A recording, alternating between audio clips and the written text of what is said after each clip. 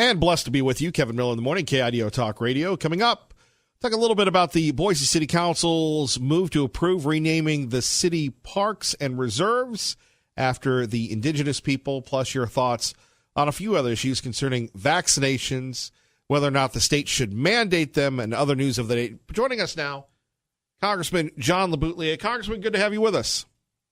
Kevin, good morning. Always great to be with you. How are you? I'm well. Now, let me ask you a question. Every time we have you on, we always get a lot of reaction from people that really disagree with you. Would you be, if we get people to call in, would you take some calls today, or what do you think? Sure, of course. Of course. I'm not afraid of it. Well, what they don't like is that I'm a conservative Republican who doesn't dig Trump. Let's just get down to it. That's the problem. And I've known Trump up here in New York personally and around here for 35 years.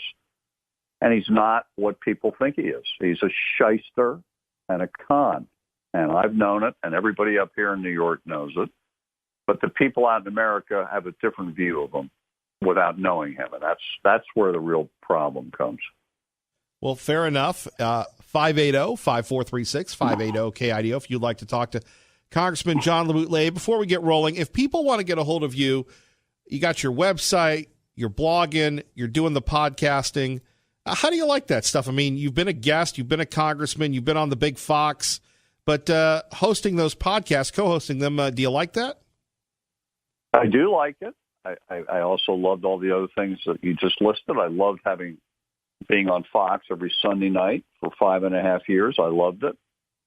But life is not always the same thing, right? So you have different things you do at different times, and that's sort of what's happening with me. Hey, before we get rolling here, and I know this is like the third time I've said this, so there's my crutch phrase of the day. What do you make of the remodeling of Fox? Is that going on, or, I mean, you were there, you were an insider. Yeah, well, I mean, the only remodeling is it has gone in early 2016 during the primaries. It was not pro-Trump. It was kind of anti-Trump at Fox. They were pro-Jeb Bush there. And within a year, he got elected, of course. He won the nomination, and he got elected, and they have become all Trump all the time. You cannot say a critical word about Trump and stay on Fox. And that's what's happened there. And there's no pretension of objectivity or balance at all, except for a few people who are popular, like Judge Napolitano and Shep Smith in the afternoon and Chris Wallace. They'll voice some anti-Trump sentiments every now and then, and that gets people riled up. But they're also popular and have been there a long time, so Fox won't get rid of them. But they're in the minority on Fox. So the president won't be indicted by Robert Mueller. William Barr testifies. Congressman LeBoutelier, your thoughts? Well, he was never going to be indicted by Robert Mueller because the Justice Department has a rule that says a sitting president cannot be indicted. So that was never an issue. Period. Just wasn't an issue. The issue is the report that has gone to Congress and to us. I have a copy of it right here. I'm going to hit it with my hand. Right now, it's a big, thick book. That report is a roadmap for the Congress to follow if they choose to continue to investigate what the Russians did to the campaign in 2016 and what the president's campaign might have done with them. And I don't think they're going to impeach Trump because what's the point? The Republican Senate will not remove Trump. And the voters will have a say in this in a year from now. There's really no need to do anything. Let the political system work its way. What about Jerry Nadler calling this a constitutional crisis?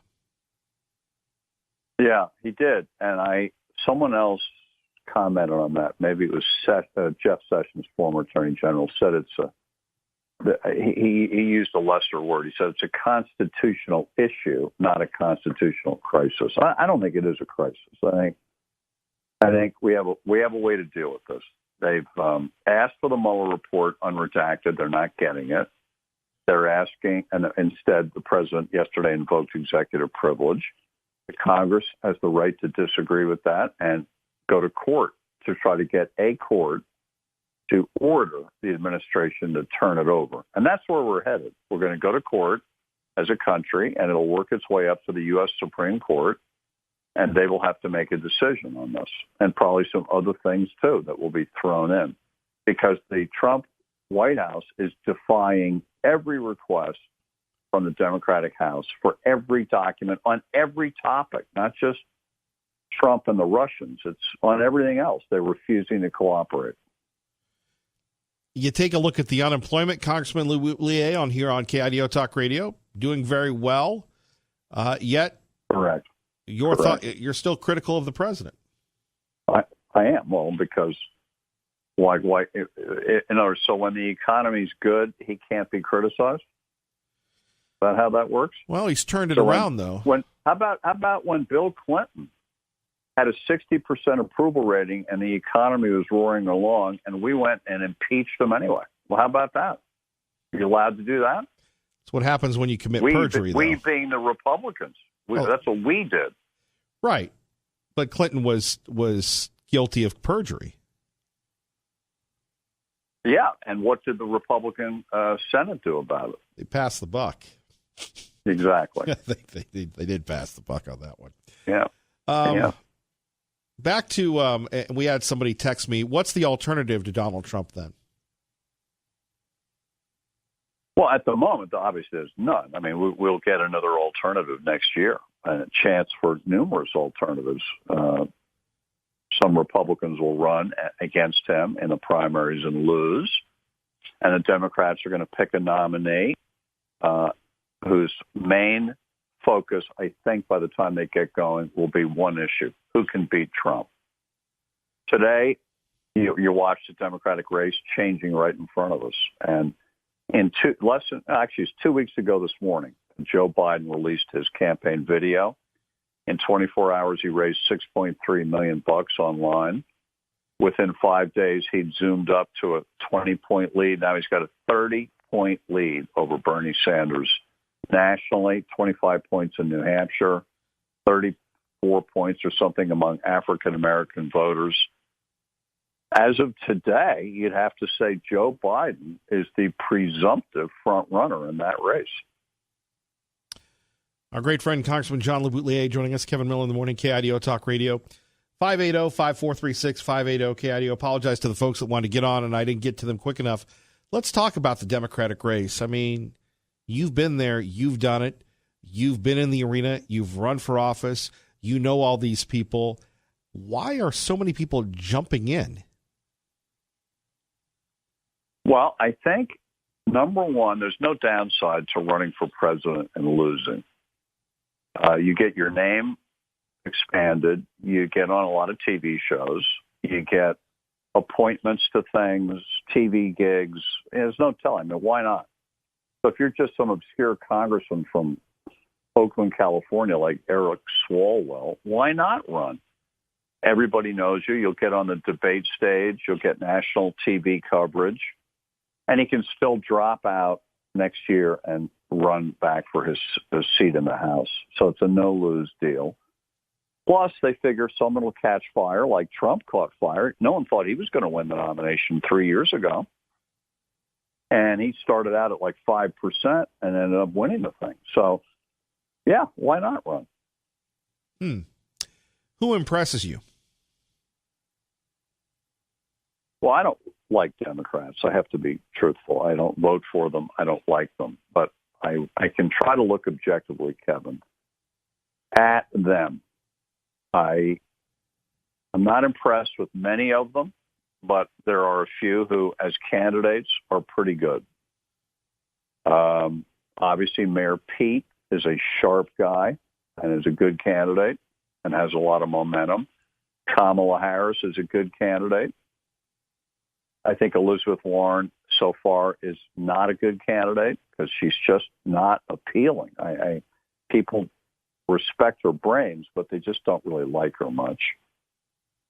Biden, I've never really dug Biden. I've always thought he's sort of dumb. But so far, he's not making the typical Joe Biden mistake. He's sticking to a script, and he's sticking to big themes, which is, I can beat Trump. That's the main issue. We have to unite and beat Trump. That's really all he says. And he's getting huge crowds, huge applause. And like I said, the money's rolling in. So we better get used to Joe Biden. I think it could end up being Joe Biden at the top of that ticket and Kamala Harris as the vice president. And I think that will be a tough ticket for Trump to beat. What about the future of the Republican Party? Is it the Trump Party? Today it's the Trump Party. Yeah. The future of it, if he loses or when he's no longer president, I don't know what happens to that party. We lost the House, obviously, last fall. We lost 7 governorships, mostly in a rejection of him, why we lost the House. And there are more anti-Trump voters than there are pro-Trump voters in the country. And 9 million more of them voted last fall in the House races. That's why they won 40 seats in the House. That's in a year with a great economy last November, and in a year, midterm elections favor Republicans because our voters turn out reliably, Democratic voters less so. In a presidential year, it's a different model. Everybody votes, including a marginal voter, which helps Democrats normally. In 2016, those voters stayed home. They didn't like Hillary. Black voters didn't come out in their normal numbers, and young voters didn't come out. I'm guessing in 2020, they're coming out. Trump has stirred them up. He's got terrible numbers among minorities and people of color and young voters, and I think and women too. And I think they're all going to come out against Trump, and therefore against the Republicans. Doesn't mean Trump's not going to win again. He could still win. He might win the same way he won last time, lose the popular vote and win the electoral vote. That is possible. But he's underwater heavily in Wisconsin, Michigan, and Pennsylvania, and he's going to have to turn that around to win those states. Congressman John LeBoutelier joining us. Kevin Miller in the morning, KIDO Talk Radio, 107.5 FM, 580 AM. Back to your comments on the president. Care to expand on those at all? Well, no. I mean, I just hear those of us who've dealt with Trump, it's when I see what he's done on issues, all the talk, at the convention, only I can fix these problems. Okay.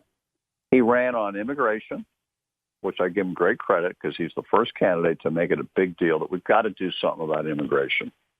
And he said, I promise you, I will repeal Obamacare on day one and replace it with something better. Well, we're 2+ years, almost 2.5 years into this presidency. Nothing has been done on immigration. Nothing has been done on health care. He hadn't done a thing. Mr. Only I Can Fix It hasn't fixed either one of the main issues that he ran on. And I just say to people, what were you thinking? This is not the way to get things done. It isn't a one-man show.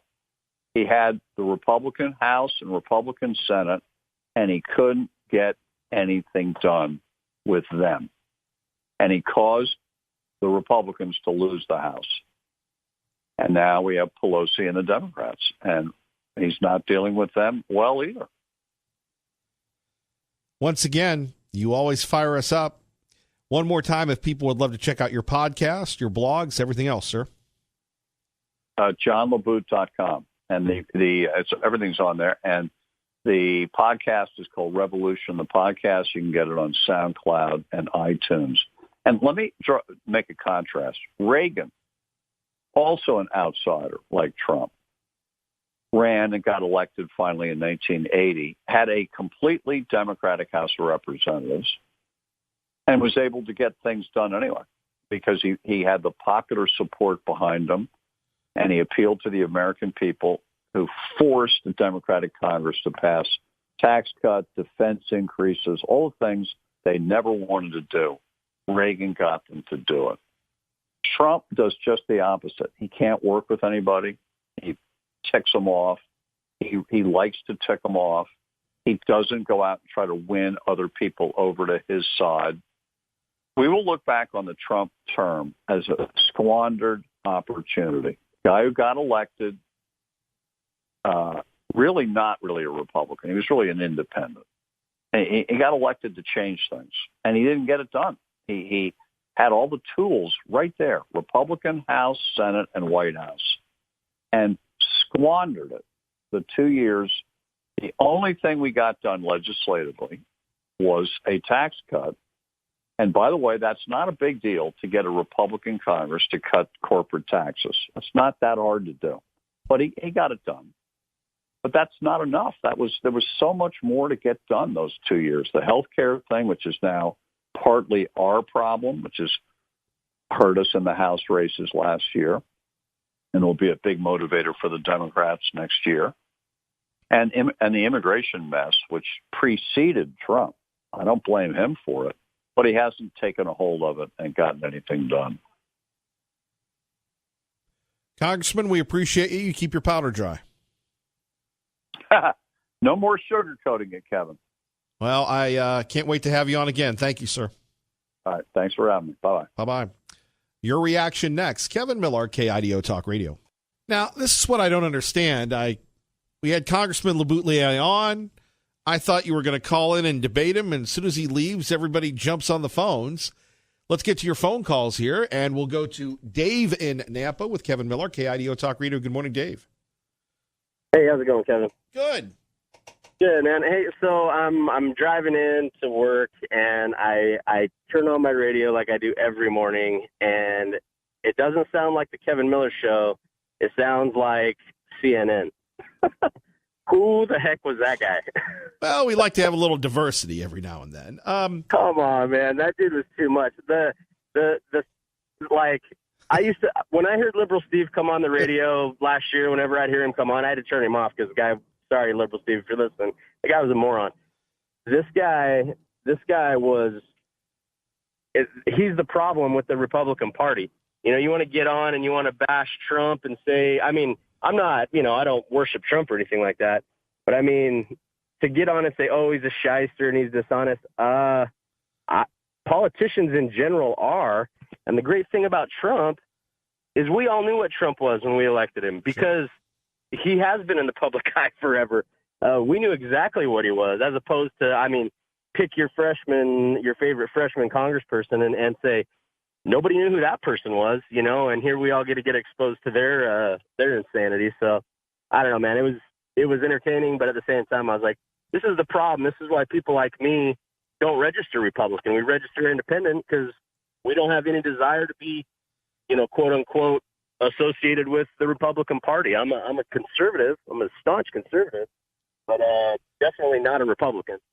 Man, I was hoping people would call in and go toe-to-toe with the congressman maybe next time. Yeah, maybe next time. Well, thank you, Dave. And no, we're not switching to CNN. Well, I'm glad to hear it. Thanks, Kevin. Thank you. Great call there, Dave in Nampa. Traffic and weather together, KIDO Talk Radio, 107.5 FM, 580 AM. Good morning, Dave. Kevin Miller in the morning. Let's get to Steve in Meridian. Steve, good morning. You're on KIDO Talk Radio. Hey, good morning, Kevin. Love that caller, Dave in Nampa. Totally agree with him. That guy, John, is quite the character. He's a classic person that takes facts and twists them to the president's disadvantage, and I totally disagree with him. Basically, the president is a champion of the people. He showed strength against evil nations like North Korea and Iran. He's shown strength against the media and the tremendous prejudice being, plastered all over the radio and TV. He showed strength against socialism. And just because he hasn't, quote unquote, got anything done as far as those major issues, here's why. President Trump is not willing to sell out and compromise to extremes to give the Democrats all these bogus things just to get a quote unquote wall, just to get rid of Obamacare. Thank God for President Trump. And so I'm sorry I missed that guy's earlier talk. I wish I would have called in and I would have gladly talked to this John character and I would have put him in his place because his facts are unfortunately misplaced. He is only looking at things from a New York ex-washed-up politician point of view, not a human being who recognizes freedom and good versus evil. So thank God for President Trump. Steve, would you like to yell that a little louder? Yeah, man, I'll say it one more time. Thank you, God, for sending us President Trump. How do you think this guy, who's over 70 years old, huge rich man, volunteers his time to serve and lead our country at a time when he could just kick back and sip martinis on some beach?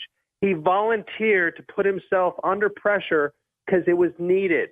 He told Oprah Winfrey decades ago, hey, I'll run for president if it's a need. Well, it became a need. Nobody else had the balls or the power or the, character to have a spine to stand up against things. And that's why they hate him so much. So he may be a troublemaking person with his tweets, and he may not be always gracious, but I'd rather have his good qualities instead of a smooth politician that makes deals behind the back closed doors, So.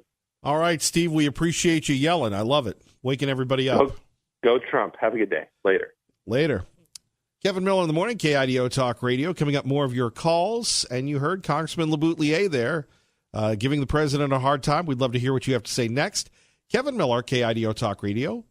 And coming up, more of your reaction. Vaccinations, Congressman LeBoutelier, and the issues that matter to you, Treasure Valley. Kevin Miller in the morning on KIDO Talk Radio, your home for Fox News. Joining us now live from the White House, John Decker. John, good morning. Hey, good morning to you, Kevin. How are you doing today? Not bad. Just wondering, what's the deal with China and where do we go from here?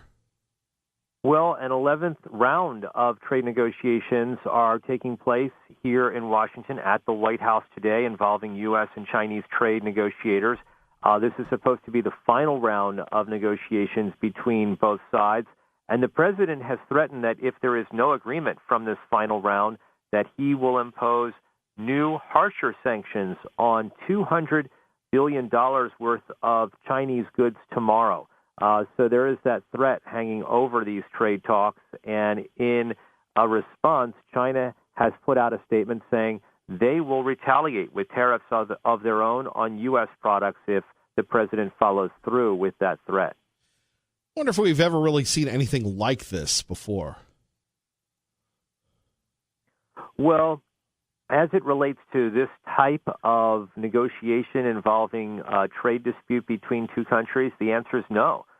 This is pretty remarkable in terms of the amount of trade talks that have already taken place between both sides, 11 rounds, and they've alternated between having trade talks in China and here in Washington. This last round is taking place here in Washington, D.C., and we'll see whether some sort of an agreement can be hammered out over the course of the next 48 hours. When we take a look at what's at stake, will this impact be felt automatically? We hear about cars. We hear about, Idaho. We have a lot of ag that goes to China. So, could this have an impact on the economy? I know that's kind of a simple question, but, John, as you know, I'm a very simple man. Well, because I'm even simpler than you, Kevin, if you could repeat the question, because I was doing something else when you asked me, I'd greatly appreciate it. The tricks of the trade. No worries, sir. When we take a look at if there is no deal, will it be felt immediately, whether it's by the farmers here in Idaho that have a lot of business in China or in something like automobiles or steel? Will it be felt immediately right away if China retaliates, if there's no deal?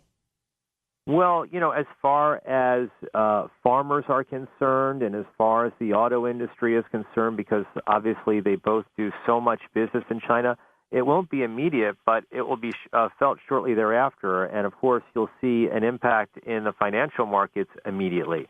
The financial markets have really been volatile this week in terms of the ups and downs of this latest round of negotiations.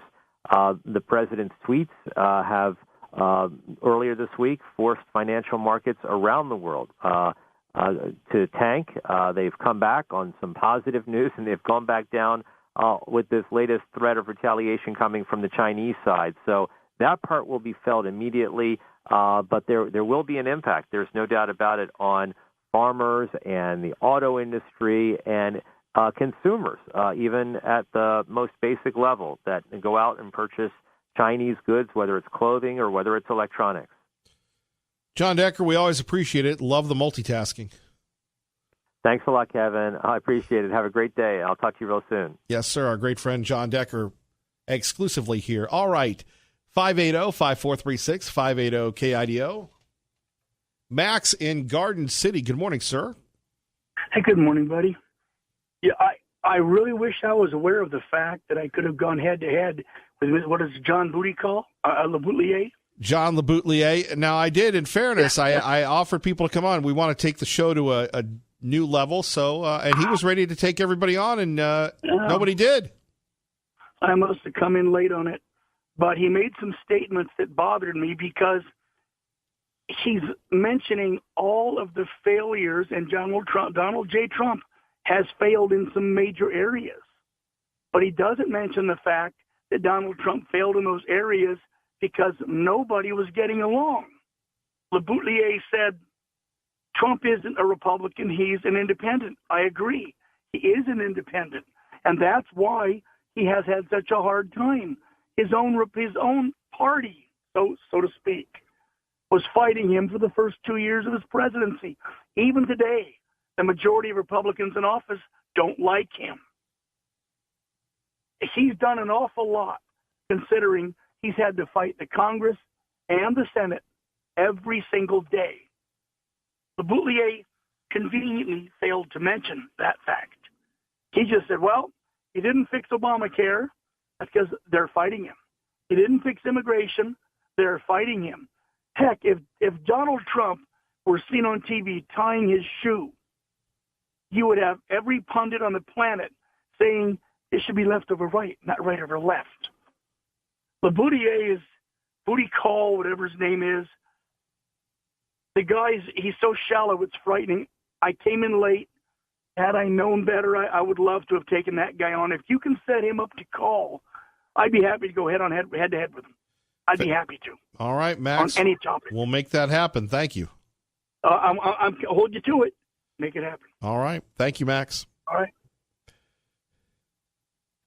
Tea Party Bob joins us now, KIDO Talk Radio. And where were you? Yesterday? No, right now. John LeBoutelier called you out. I don't want to talk. Give him the boot. I've known Trump, and I have a completely the opposite take on him than LeBout does. And I think it's because he was a politician and I was a businessman. Politicians always have their own little picayune, I don't know, I guess their feelings about certain people because maybe they don't get enough money from them.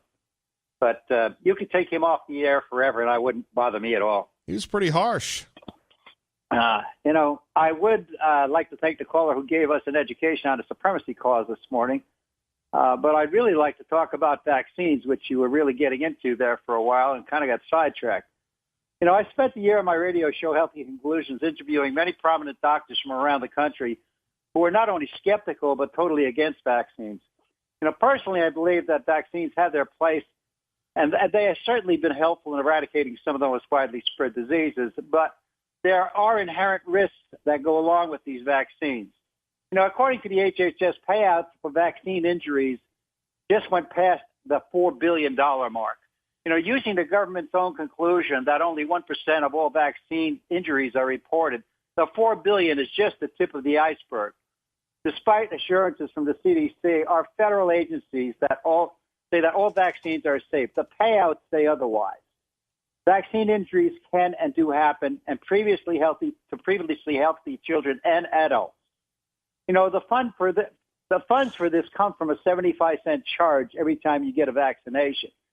And the pharmaceutical companies who create the vaccines have no liability for the vaccines that they produce, as they were being sued, losing cases costing millions of dollars. They actually lobbied the Congress in 1986 to take it over when they created the Vaccine Act. You have 20,000 claims that have been filed. 6,100 have been heard and settled. What about the rest of the people? And that's, again, only the ones that have actually been tried.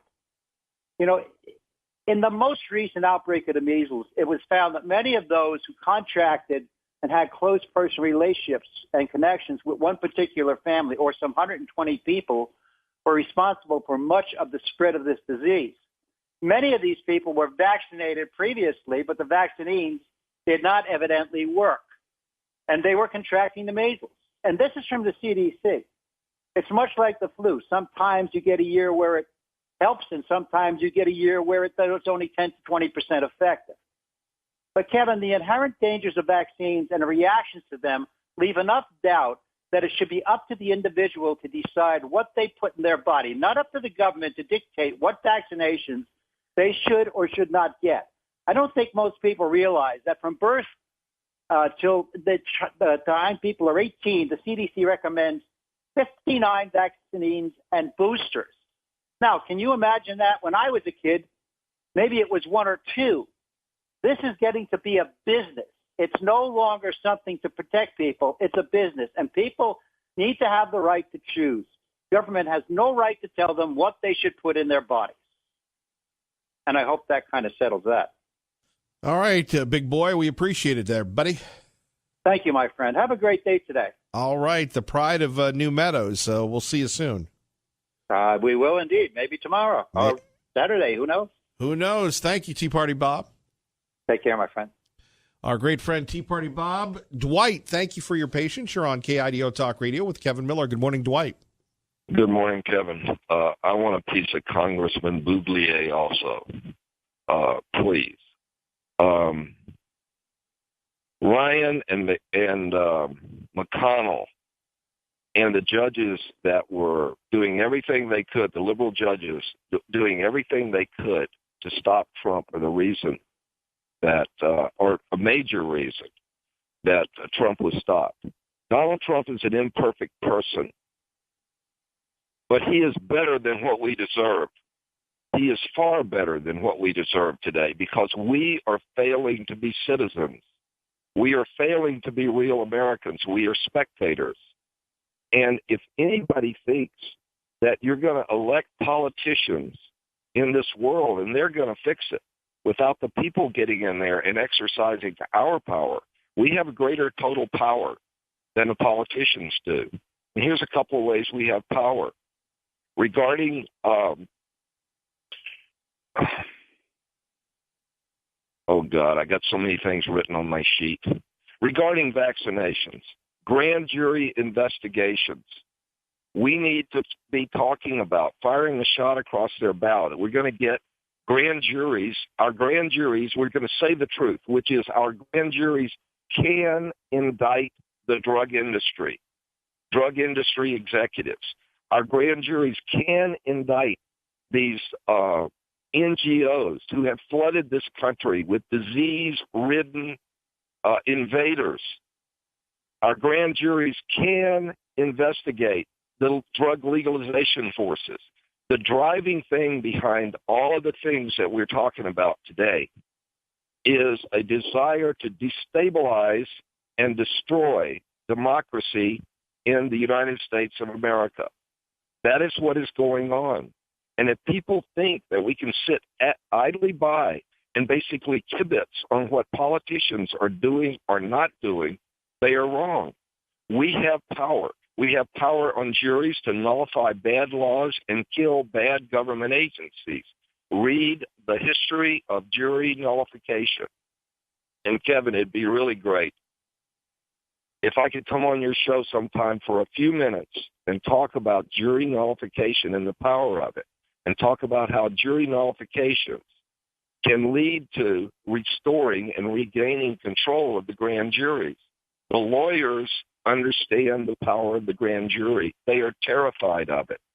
You show me a lawyer and I'll show you somebody who's at least a little bit kinky and probably over the line criminally guilty. They are terrified of being indicted themselves. That is why 100 years ago they hijacked the grand jury. And now they control the grand jury. They make jokes about it. But the grand jury can indict the judges, can indict the prosecutors. No less than Rush Limbaugh one time was talking about it. He was taught about the grand jury by his grandfather. Great point, Dwight. We appreciate your call. Coming up next, Barb and Jerry and you. Still time to call in before Glenn Beck. Kevin Miller, KIDO Talk Radio. Barbara from Sunny Slope with Kevin Miller, KIDO Talk Radio. Hello, Barbara. Hi there. I hear a definite R in that word. So I was going to call originally just on the measles mumps vaccine thing. to which I agree with. Never mind. But I want to just comment on LeBoutier's thing on Trump, that he's a shyster. He's a successful one. There is an article, and I just sent the article to you, to your email at kevin.kido.com, where they outlined 289 successful things wherein he has fulfilled promises. So, he's more successful than we think. It's just the big things that we haven't done, that he hasn't done yet, but that's because he's fighting everybody. But back to, I think it was Hank that was complaining about vaccinations, people objecting to vaccinations. And what did the people do when they came into Ellis Island? Well, Ellis Island did send them back. I've been to Ellis Island. If you probably have too.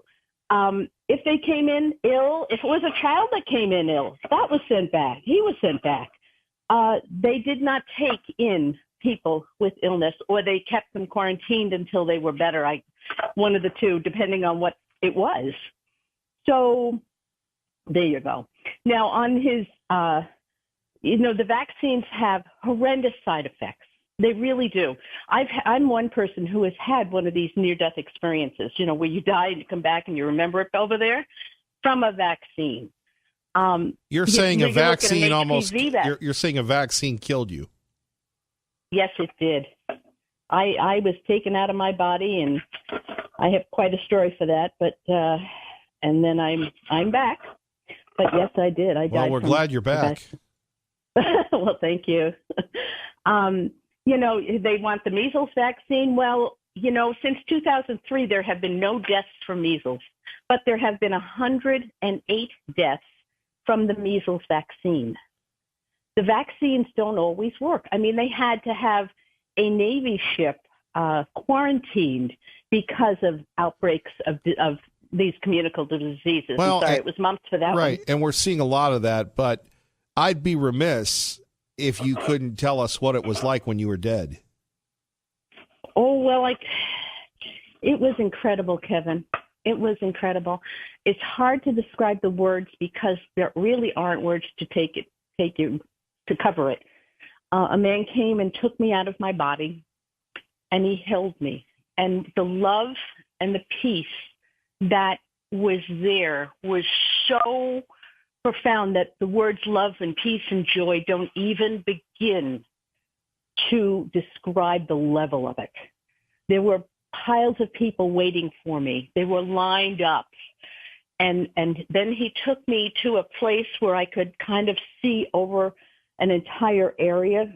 I call it kind of the Santa Claus vision in the sleigh, which is why I love helicopters to this day. I kind of have that same feeling in them. And I turned and he would show me around the area while I was in the spirit form, I guess. Right. And at some point he told me to turn around and look at my body, and I did. And then he said, "You have to go back." This shows you, by the way, that the Lord's time is not our time, because I was 10 years old. And he said, "You have to go back in your body just for a moment."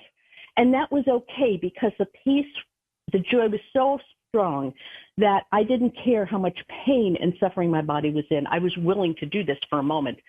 So I went over and I literally climbed back into my body, very much like you would put a glove on. That's how easy it is to get in and out of your body.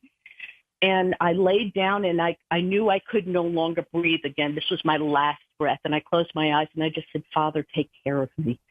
And I closed my eyes, and obviously he healed me because I am now here. And here you are. Barb, I got to run, but thank you for sharing. Okay. God bless. Good morning, Dave.